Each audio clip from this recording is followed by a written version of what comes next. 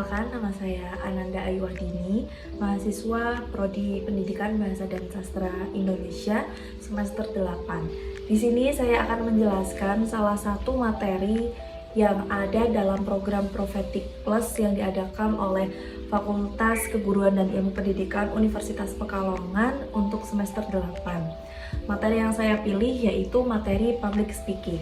Materi Public Speaking pada kesempatan kali itu diisi oleh pemateri yang sangat luar biasa, yaitu Bapak Lilih Arya Legawa SPD CPS. Beliau membawakan materi public speaking dengan sangat fun dan enjoy dinikmati oleh para pesertanya, sehingga membuat para pesertanya tidak mudah mengantuk dan jenuh. Beliau menyampaikan materi public speaking diantaranya bagaimana tahapan public speaking.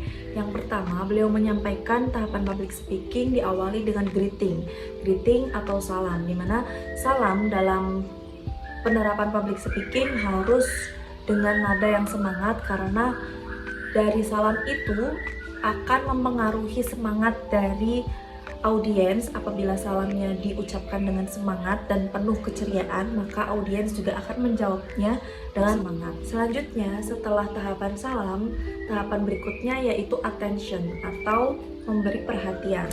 Perhatian di sini dimaksudkan agar audiens berfokus kepada kita ya sebagai pembicara, agar mereka fokus terhadap kita yang membawakan atau yang berbicara dengan mereka. Setelah attention atau pemberian perhatian, selanjutnya dilanjutkan dengan interest. Interest di sini adalah pemberian hal yang menarik atau tawarkan sesuatu yang menarik untuk mereka, agar mereka juga tertarik untuk mendengarkannya atau menyimaknya. Selanjutnya ada desire, yaitu tawarkan kepada mereka sesuatu yang membangun hasrat atau semangat mereka untuk mendengarkan atau menyimak materi atau informasi yang kita sampaikan kepada audiensnya.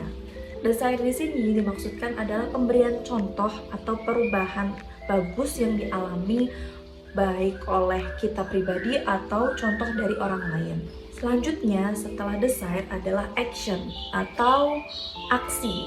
Aksi di mana kita proses penyampaiannya dengan praktek dengan audiensnya agar kita sebagai pembicara tidak terkesan jenuh berbicara sendiri, namun juga action atau praktik melibatkan audiens atau pesertanya. Setelah itu diakhiri dengan closing. Closing atau penutup di sini diakhiri dengan semangat atau diberi dengan penutupan yang mengesankan agar para audiens terkesan dengan pembawaan materi yang kita sampaikan kepada mereka. Selain itu, beliau juga menyampaikan bagaimana komunikasi yang efektif itu. Komunikasi yang efektif ada 5 poin. Selain itu, beliau juga menyampaikan dalam public speaking tentunya akan berbicara di depan umum, di depan halayak ramai. Tentunya kita juga mengalami yang namanya nervous. Beliau menyampaikan bahwa nervous itu adalah hal yang sangat wajar. Nervous harus dikendalikan oleh kita. Jadi, walaupun kita mengalami nervous, kita harus bisa mengendalikannya. Selain itu, beliau juga menyampaikan bahwa saat public speaking pasti ada yang namanya filler word. Filler word atau bunyi yang diucapkan tanpa makna, seperti contohnya Filler word terjadi karena otak dan mulut kita tidak sinkron. Jadi muncullah bunyi atau kata yang tidak bermakna saat kita hendak public speaking. Nah, beliau memberi tips untuk mengurangi filler word atau juga tips untuk mengurangi adanya kilir lidah. Tips yang pertama adalah berbicara dengan pelan-pelan. Yang kedua, kita jangan takut untuk diam, namun diamnya jangan lama, diamnya hanya sekejap. Tips yang ketiga yaitu membangun kontak mata. Apabila kita tidak pede atau tidak berani untuk menatap langsung audiensnya, kita bisa menatapnya dengan menatap sejengkal di atas kepala audiensnya atau juga bisa menatap alis dari audiensnya. Selain itu, kita juga bisa mengatur pernapasan kita. Selain mengatur pernapasan, kita juga bisa menggunakan tips dengan menggerakkan tangan kita.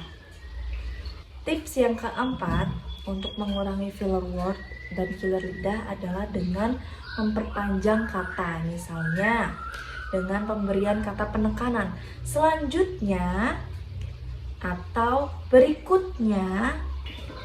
Inti dari pemaparan materi public speaking beliau adalah public speaking yaitu berbicara di depan umum dengan tujuan untuk menyampaikan informasi kepada halayak umum. Insight yang saya dapatkan dari materi public speaking itu yaitu bagaimana kita sebagai calon pendidik atau calon guru menggunakan public speaking itu dengan tepat, di mana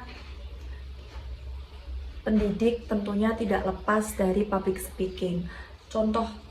Contohnya saja ketika kita hendak mengajar, tentu kita membutuhkan teknik public speaking untuk bisa menyampaikan informasi kepada peserta didik. Hal baru yang saya dapatkan dari materi public speaking itu yaitu dari bagaimana tips untuk menarik perhatian audiens atau tips untuk mengurangi filler word dan juga killer lidah.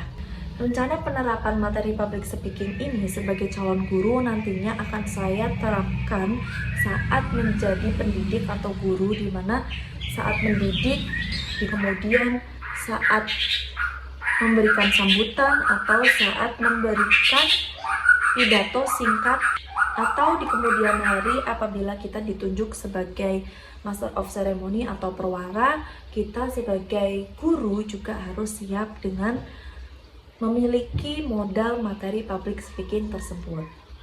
Terima kasih, mungkin itu yang dapat saya sampaikan, kurang lebihnya mohon maaf.